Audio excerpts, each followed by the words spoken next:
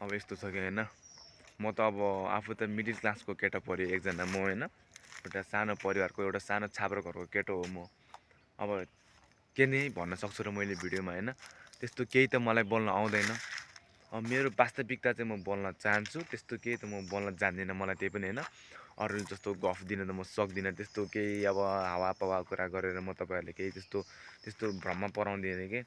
मेरो त्यस्तो केही म चाहिँ मेरो आफूले भोगेको आफ्नो अब छोटोमा चाहिँ मेरो जीवन कसरी बित भइरहेको छ त्यो भन्न चाहन्छु कि।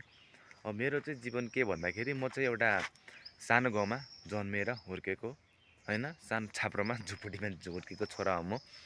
अनि मैले चाहिँ जसरी भयो नि दुःख सुख गरेर 1 देखि 12 क्लाससम्म चाहिँ पास गरियो। पास गरेर पनि हाम्रो नेपालमा चाहिँ के छन् भने 12 प्लस 2 पास गरेकोले पनि जागिर पाउँदैन कि। यही गाह्रो चाहिँ हाम्रो नेपालमा चाहिँ साथी होइन।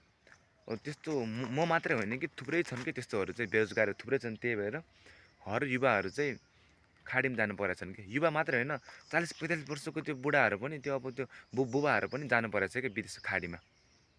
अनि ठुल्ठुलो देशहरूमा त ठुल्ठुलो मान्छेको छोराहरू मतलब जान धनी मनी छोराहरू होइन।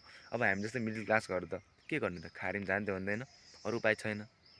त्यस्तै हो कि मिडल क्लासहरूको जीवन यस्तै यतिकै बित्ने भएर मिडल क्लासको जीवन चाहिँ होइन।